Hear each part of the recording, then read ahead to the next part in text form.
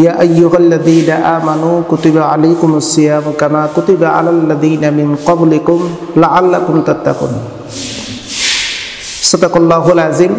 সম্মানিত প্রিয় বন্ধুরা, আজকে আমরা কথা বলবো কার ইফতারি সঠিক মতো হচ্ছে না। ইফতারিতে হালাল খাবার আছে, কিন্তু আল্লাহ পাকের দরবারে ইফতারিটা মঞ্জুর হচ্ছে না। কার ইফতার সহিশুদ্ধ হচ্ছে না, এই বিষয়ে আমরা কিছু কথা শুনবো ইনশাআল্লাহ। মা তাওফিক ইল্লা বিল্লাহ। রমজানের সিয়াম এসেছে আমাদেরকে ইসলাহ করার জন্য, আমাদেরকে সংশোধন করার জন্য। আল্লাহ পাক সুবহানাহু ওয়া তাআলা অত্র আয়াতে বলেন, লাআল্লাকুম তাত্তাকুন, তোমাদেরকে পরহেজগার মুত্তাকিন বানানোর জন্যই এই মূলত সিয়াম ফরজ করা হয়েছে। তো এখন আমার ইফতারিটা কেন সহিশুদ্ধ হচ্ছে না? অধিকাংশ ব্যক্তির ইফতারি খাবার এটা কোরআন সুন্নাহ মোতাবেক না হওয়ার কারণে ইফতারি কবুল হচ্ছে না মহান রবের কাছে। প্রশ্ন হলো যে আমার ইফতারি কেন রবের দরবারে কবুল হচ্ছে না, কি জন্য হচ্ছে না? তাহলে আসুন আমরা এই বিষয় নিয়ে কিছু গুরুত্বপূর্ণ কথা শুনব। কারণ সারাটা দিন সিয়াম সাধনা করার পরে এখন আমি ইফতারি খাবার নিয়ে উপস্থিত, ইফতারি করব, অথচ আমার ইফতারিটার কারণে আমার সারাটা দিনের রোজা নষ্ট হয়ে গেল, আমার সারাটা দিনের সিয়াম ধ্বংস হয়ে গেল। আমার এই যে কষ্ট, এই কষ্টের ফল আমি জিরো, মানে আমার কোনো কষ্টের ফল পেলাম না। মূলত কারণ কি, কোন কারণে আমাদের এই ইফতারিটা সঠিক মতো হচ্ছে না? প্রিয় বন্ধুরা, প্রথমত আমরা জানব যে আমাদের ইফতারি যেই সামগ্রী, যে সমস্ত খাবার আমরা ইফতারির জন্য ব্যবস্থা করি, এই খাবারটা আমরা যেই টাকাটা দিয়ে কিনেছি ওই টাকাটা কোন উপায়ে অর্জিত হয়েছে, এটা কোন পদ্ধতিতে। অধিকাংশ ব্যক্তির ইফতারি সঠিক মতো না হওয়ার মূলত কারণ হলো যে ইফতারির যেই সামগ্রী কেনা হলো যেই টাকা দিয়ে, ওই টাকাটা বৈধ পন্থায় ইনকাম নাকি অবৈধ পন্থায় ইনকাম।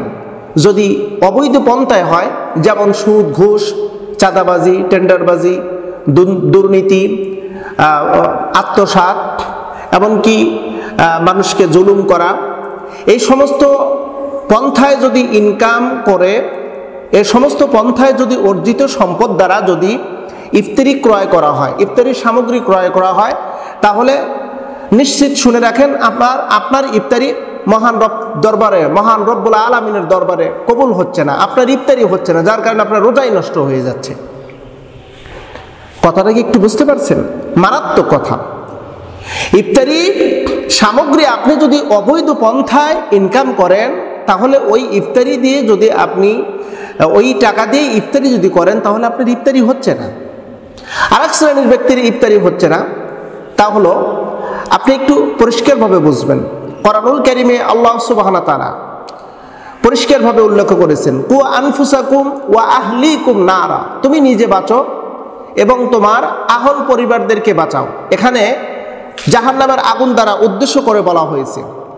যদিও অধিকাংশ মুফাসসির কেরামগণ বলেন যে প্রত্যেকটা অবস্থানে তুমি তোমার আহল পরিবার সদস্যদের প্রতি খেয়াল রাখবে এবং তাদের বিপদে আপদে মুসিবতে তাদের পাশে দাঁড়াবে, তাদেরকে সহযোগিতা করবে। প্রিয় নবী সাল্লাল্লাহু আলাইহি সাল্লামের হাদিসের মধ্যে আসছে, যদি কোনো ব্যক্তি তার প্রতিবেশীকে মানে ক্ষুধার্ত রেখে, আর সে ব্যক্তি যদি পেট পুরে খাবার খেয়ে সে যদি রাত যাপন করলো, প্রিয় নবী বলেন যে ব্যক্তিটি তার প্রতিবেশীকে অনাহারে রেখে সে নিজে পেট পূর্তি করে খাবার খেয়ে ঘুমালো, হুজুর বলেন সে ব্যক্তিটি আমার উম্মত না, সে ব্যক্তিটি আমার উম্মত না।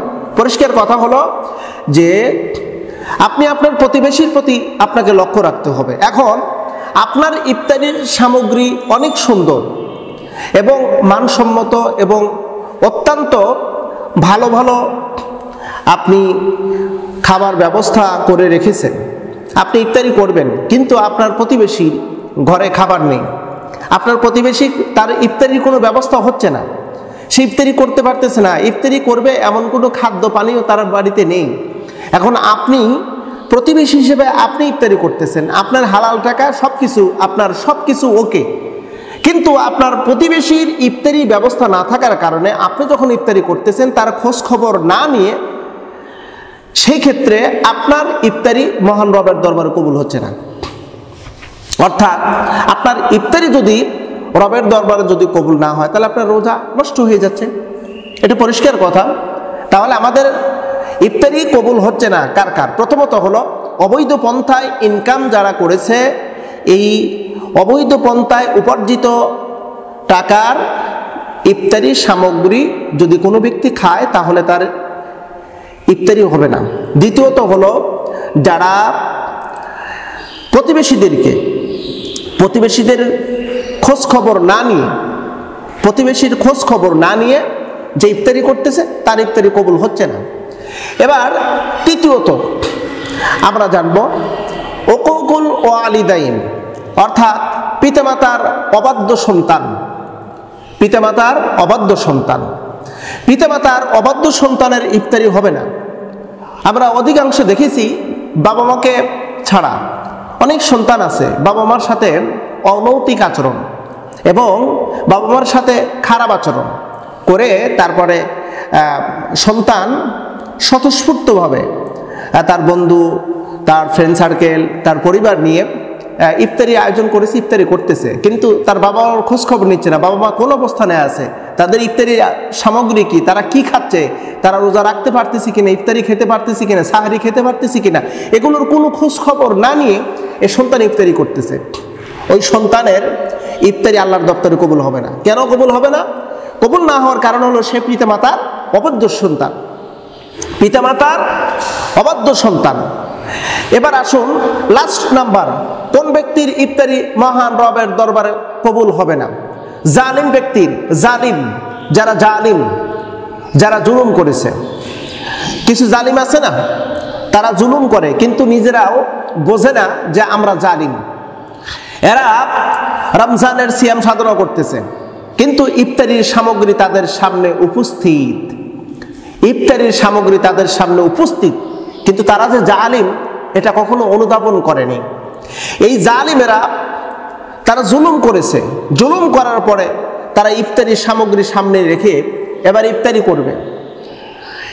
করবে। এই জালিমের ইফতার মহান রবের দরবারে কবুল হবে না।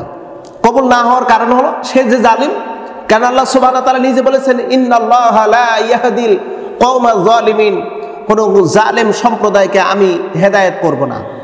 তো জালিমকে যদি আল্লাহ পাক হেদায়েত না করেন, তাহলে ওর ইফতারি কেমনে কবুল হয়, ওর রোজা কেমনে কবুল হয়, ওর সিয়াম সাধনা কেমনে কবুল হয়? প্রিয় বন্ধুরা, আমরা কিছু তথ্য শুনলাম কার ইফতারি মহান রবের দরবারে কবুল হবে না। অতএব আমাদের সতর্ক থাকা দরকার। আমরা নিজেরা সতর্ক হই, মহান রব আমাদেরকে ইফতারি সামগ্রী হালাল পন্থায় ইনকাম করার তৌফিক দান করুক। আমিন সুম্মা আমিন।